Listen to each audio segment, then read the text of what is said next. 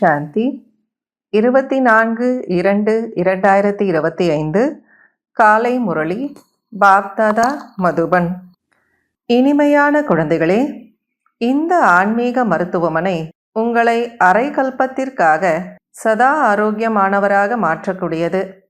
இங்கே நீங்கள் ஆத்ம அபிமானியாகி அமருங்கள். கேள்வி: தொழில் போன்றவற்றை செய்து கொண்டிருக்கும் போதும் எந்த கட்டளை புத்தியில் நினைவிருக்க வேண்டும்? பதில்: நீங்கள் எந்த ஒரு சாகார மற்றும் ஆகார, அதாவது மனிதர்களையோ அல்லது சூக்ஷ்ம உடல் தரித்தவர்களையோ நினைவு செய்யக்கூடாது. ஒரு தந்தையின் நினைவு இருந்தது என்றால் பாவங்கள் விநாசமாகும் என்பது தந்தையின் கட்டளை ஆகும்.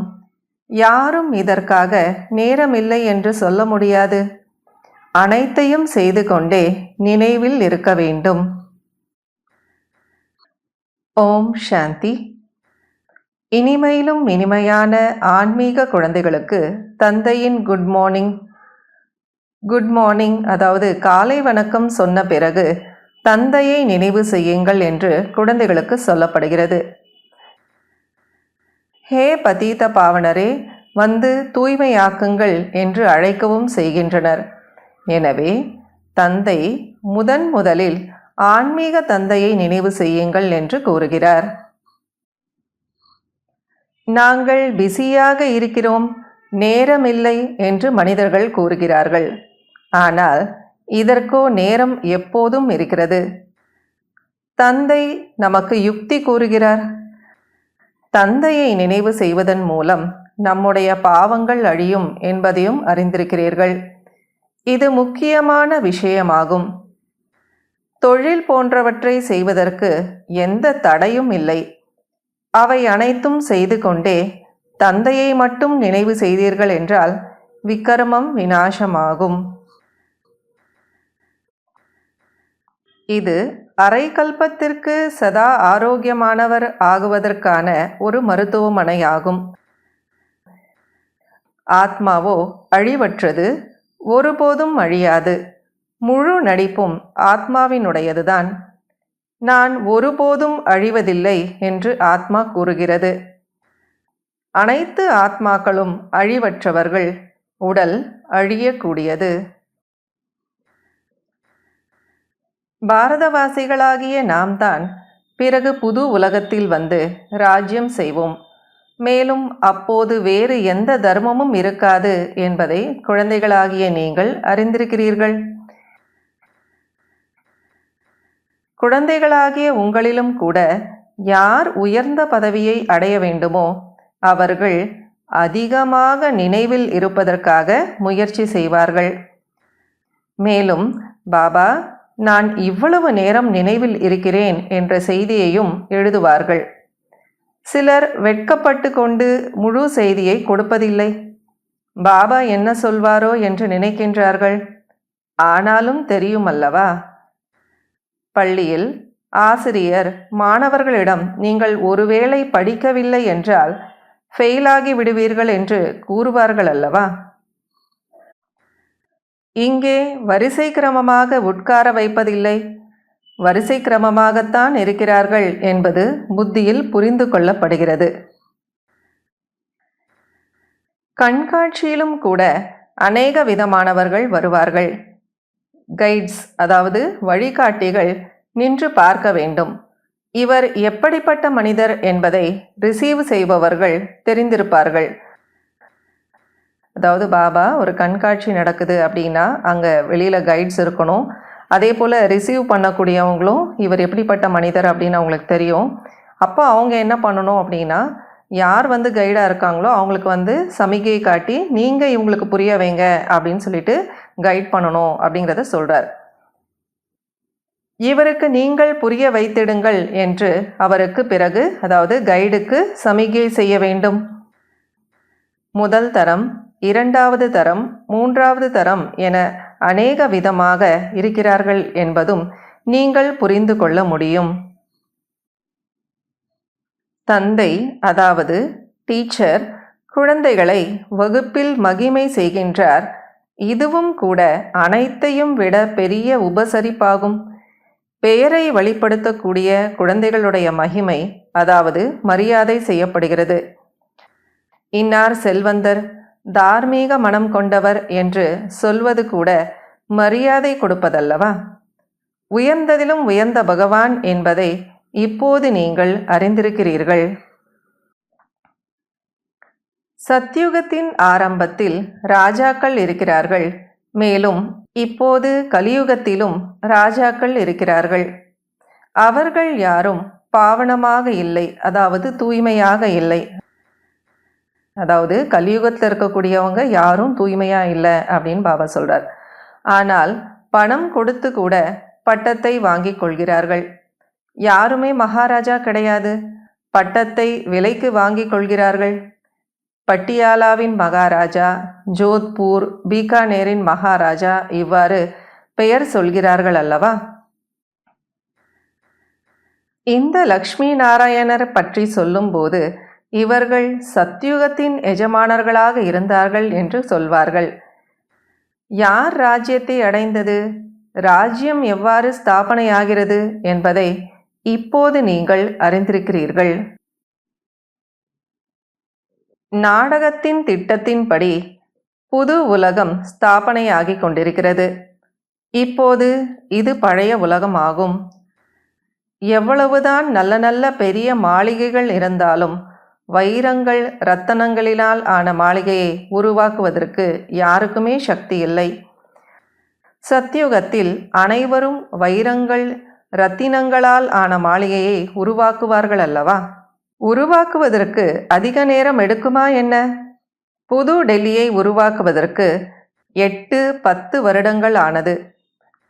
இங்குள்ள பணியாட்கள் மற்றும் அங்குள்ள, அதாவது சத்யுகத்தில் இருக்கக்கூடிய பணியாட்கள் இருவரிடம் வேறுபாடு இருக்கும் அல்லவா?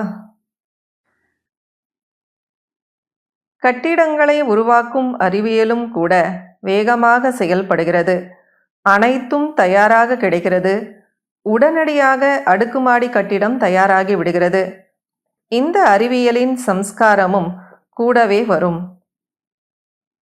அதாவது இந்த அறிவியலினுடைய சம்ஸ்காரம் எப்படி வேக வேகமாக கட்டிடங்களெல்லாம் உருவாக்குறாங்க, உடனே அடுக்குமாடி கட்டிடங்களெல்லாம் தயாராகிடுது, அந்த சம்ஸ்காரம் சத்யுகத்திற்கும் கூட வரும் அப்படின்னு பாபா சொல்கிறார்.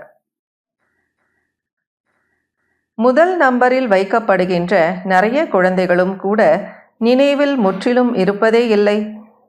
ஞானத்தில் தீவிரமாக இருக்கிறார்கள், ஆனால் நினைவு யாத்திரையில் இல்லை. சத்யுகத்திலோ விலங்குகள் கூட நன்றாக முதல் தரமானதாக இருக்கும். குப்பை குளங்கள் எதுவும் இருக்காது. ராஜாவின் மாளிகையில் புறா போன்றவைகளின் எச்சம் இருந்தது என்றால் தண்டனை கொடுக்கப்படும். எச்சரிக்கையுடன் காவல் காத்து கொண்டு இருப்பார்கள். ஒருபோதும் எந்த விலங்கும் உள்ளே நுழைந்துவிட முடியாது. மிகவும் சுத்தமாக இருக்கும். லக்ஷ்மி நாராயணின் கோவிலில் எவ்வளவு தூய்மை இருக்கிறது! தந்தை குழந்தைகளுக்கு எவ்வளவு அன்போடு புரிய வைக்கிறார். குழந்தைகளே, மிக மிக இனிமையானவர் ஆகுங்கள். வாயிலிருந்து எப்பொழுதும் ஞான ரத்தினங்கள் வெளிப்பட்டு கொண்டே இருக்க வேண்டும். நீங்கள் ஞான யோகம் நிரம்பியவராக, அதாவது ரூப் பசந்த் ஆவீர்கள். உங்களுடைய வாயிலிருந்து கற்கள் வெளிவரக்கூடாது. இந்த ஞானத்தின் விஷயங்கள் உங்களிலும் கூட வரிசை கிரமமாகவே தாரணை செய்ய முடிகிறது. தாரணை செய்ய முடியவில்லை என்றால் பிறகு என்ன பயன்? சிலரோ கண்ணில்லாதவர்களுக்கு ஊன்றுகோல் ஆகுவதற்கு பதிலாக கண் இழந்தவர்கள் ஆகிவிடுகிறார்கள். எந்த பசு பால் கொடுப்பதில்லையோ அதை கிழமாடுகளுக்கான கொட்டகைக்கு அனுப்பிவிடுகின்றார்கள். இவர்களும் கூட ஞானத்தின் பால் கொடுக்க முடியாது. எந்த முயற்சியும் செய்யாதவர்கள் நிறைய பேர் இருக்கின்றனர். நாம் ஏதாவது பிறருக்கு நன்மை செய்ய வேண்டும் என்று நினைப்பதே இல்லை. தன்னுடைய அதிர்ஷ்டத்தை பற்றிய சிந்தனையும் இல்லை. என்ன கிடைத்திருக்கிறதோ அது நல்லது, போதும் என்று இருப்பார்கள். இவர்களுடைய அதிர்ஷ்டத்தில் இல்லை என்று தந்தை கூறுகிறார். தனது சத்கதிக்கான முயற்சி செய்ய வேண்டும். ஆத்ம அபிமானி ஆக வேண்டும். யார் நல்ல முயற்சி செய்கிறார்களோ அவர்கள் ராஜா ராணி ஆகிறார்கள். யார் முயற்சி செய்வதில்லையோ அவர்கள் ஏழையாகின்றார்கள். அதிர்ஷ்டத்தில் இல்லை என்றால் முயற்சி செய்ய முடியாது. சிலரோ மிக நன்றாக அதிர்ஷ்டத்தை உருவாக்கி கொள்கிறார்கள். நான் என்ன சேவை செய்கிறேன் என்று ஒவ்வொருவரும் தன்னைத்தானே பார்த்து கொள்ள முடியும். நல்லது. இனிமையிலும் இனிமையான காணாமல் போய் கண்டெடுக்கப்பட்ட செல்லமான குழந்தைகளுக்கு தாயும் தந்தையுமாகிய பாப் தாதாவினுடைய அன்பு நினைவுகள் மற்றும் காலை வணக்கம். ஆன்மீக குழந்தைகளுக்கு ஆன்மீக தந்தையின் நமஸ்காரம். ஆன்மீக தந்தைக்கு ஆன்மீக குழந்தைகளின் நமஸ்காரம், அன்பு நினைவுகள் மற்றும் காலை வணக்கம். கடைபிடிக்க வேண்டிய முக்கியமான சாராம்சம். முதல் பாயிண்ட், ரூப் பசந்த், அதாவது ஞான யோகம் நிரம்பியவராகி வாயிலிருந்து எப்பொழுதும் ஞான ரத்தினங்கள்தான் வெளிப்பட வேண்டும். மிக மிக இனிமையானவர் ஆக வேண்டும். ஒருபோதும் கற்கள் கடுமையான வார்த்தைகள் வெளிவரக்கூடாது. செகண்ட் பாயிண்ட், ஞானம் மற்றும் யோகத்தில் தீவிரமானவராகி தனக்கும் மற்றும் பிறருக்கும் நன்மை செய்ய வேண்டும். தன்னுடைய உயர்ந்த அதிர்ஷ்டத்தை உருவாக்குவதற்கான முயற்சி செய்ய வேண்டும். கண்ணில்லாதவர்களுக்கு ஊன்றுகோல் ஆக வேண்டும். வரதானம். திருப்தியின் மூலம் அனைவருடைய புகழ்ச்சியை அடையக்கூடிய சதா திருப்தி கலந்த மகிழ்ச்சி நிறைந்தவர் ஆகுங்கள். திருப்தியின் அடையாளம் வெளிப்படையான ரூபத்தில் திருப்தி கலந்த மகிழ்ச்சி தென்படும். யார் சதா திருப்தியாக முகமலர்ச்சியுடன் இருப்பார்களோ அவர்களை ஒவ்வொருவரும் புகழ்வார்கள். திருப்தி கலந்த மகிழ்ச்சியினால் மட்டுமே புகழ்ச்சியை அடைய முடியும். ஆகவே சதா திருப்தியாக மற்றும் மகிழ்ச்சியாக இருக்கும் விசேஷ வரதானத்தை தானும் அடைந்து பிறருக்கும் வழங்குங்கள். ஏனென்றால் இந்த யாகத்தின் கடைசி ஆகுதி, அதாவது அர்ப்பணிப்பு என்னவென்றால் சதா அனைத்து பிராமணர்களும் திருப்தி கலந்த மகிழ்ச்சியுடன் இருப்பதாகும். எப்போது அனைவரும் சதா திருப்தி கலந்த மகிழ்ச்சியுடன் இருப்பார்களோ அப்போதே வெளிப்பாட்டின் முழக்கம் முழங்கும், அதாவது வெற்றி கொடி பறக்கும். ஸ்லோகன். வைரமாக மாறி வைரமாக மாறுவதற்கான செய்தி கொடுப்பதுதான் வைர விழா கொண்டாடுவதாகும். இன்றைய அவ்யக்த சமிக்கை. ஏகாந்த பிரியர் ஆகுங்கள். ஒற்றுமை மற்றும் ஏகாகிரதாவை தனதாக்குங்கள். ஏகாந்தவாசி, தனிமையை விரும்பக்கூடியவர் என்றால் நாலாபுறங்களிலும் இருக்கும் வைப்ரேஷனிலிருந்து விலகி இருப்பதாகும். சிலருக்கு தனிமை பிடிப்பதில்லை. கூட்டத்தில் இருப்பது, சிரிப்பது, பேசுவதையே அதிகம் விரும்புகிறார்கள். இது வெளிநோக்கு முகமாக இருப்பதாகும். இப்போது தன்னை ஏகாந்தவாசியாக மாற்றுங்கள். அதாவது அனைத்து ஈர்ப்புகளின் வைப்ரேஷனிலிருந்து விலகி உள்நோக்கு முகமாக்குங்கள். இனி வரக்கூடிய காலகட்டத்தில் இந்த பயிற்சிதான் வேலைக்கு உதவும். மாறாக வெளிநோக்கு முகத்தின் ஈர்ப்பிலேயே வசமாகக்கூடிய பழக்கம் இருந்தால் தக்க நேரத்தில் ஏமாற்றத்தை அடைந்து விடுவீர்கள். ஓம் சாந்தி.